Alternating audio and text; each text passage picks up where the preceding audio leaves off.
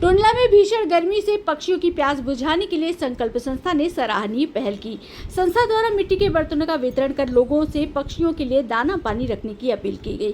संस्थापक आरपी शर्मा ने कहा कि गर्मी में पशु पक्षियों को पानी की सबसे ज्यादा जरूरत होती है। उन्होंने लोगों से अपने घरों और आसपास के स्थानों पर पानी और दाना रखने की अपील की।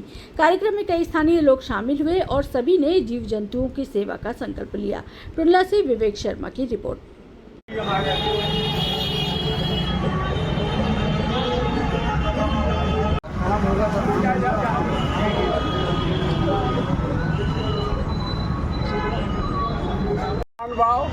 संकल्प संस्था के फाउंडर अध्यक्ष श्री इंजीनियर आरपी शर्मा जी, हटीले हनुमान दान सामाजिक संस्था के अध्यक्ष श्री अशोक सारस्वत जी तथा उपस्थित सभी साथियों, प्रतिवर्ष की बात संकल्प संस्था की ओर से गर्मियों के टाइम में सिर्फ एक बार ही नहीं, कई बार इस तरह का प्रोग्राम किया जाता है।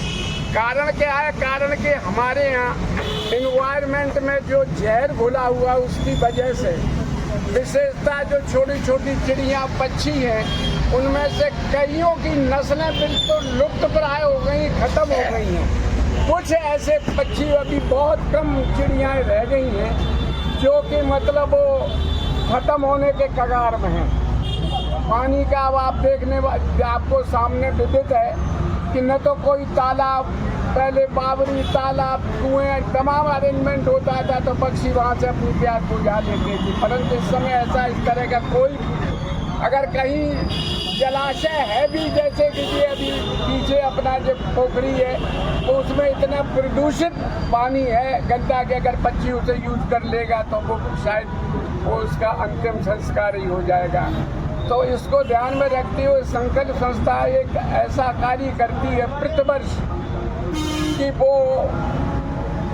ताकि अपने अपने जो भी लोग हैं इन प्यालों में एक ये सिम्टम्स है, एक तरीका है। आप जरूरी नहीं कि हम ये शर्मा जी दे रहे हैं या संस्था दे रही उसी में, ये एक प्रेरणा स्रोत है कि आप लोग भी जहाँ तक हो सके संभव हो इन पक्षियों का संरक्षण करें, इनको कम से कम इतनी व्यवस्था करें कि उनकी प्यास बुझ सके और उनको खाना का दाना इत्यादि मिल सके।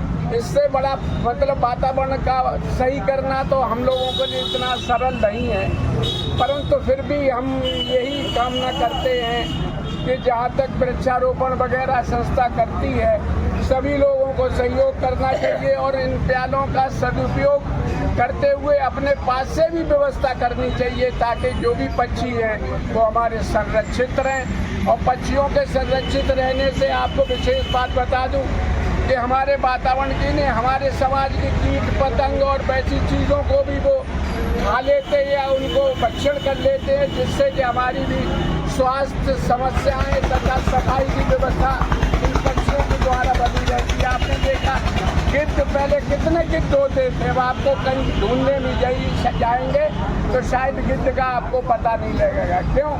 कि वो प्रदूषित अरेंजमेंट में रहते हुए उसी तरह का खान पान उनको भक्षण करने को मिला जो कि इंजेक्शन या पशुओं में हम यूज करते हैं। वो नस्ल धीरे धीरे खत्म हो रही है। इस नस्ल को बचाना है हमने, आगामी अपनी पीढ़ी के लिए अगर कुछ करना है तो हमें एनवायरनमेंट के संरक्षण के साथ साथ इन पक्षियों का संरक्षण के लिए इसी तरह कार्य करना चाहिए। धन्यवाद।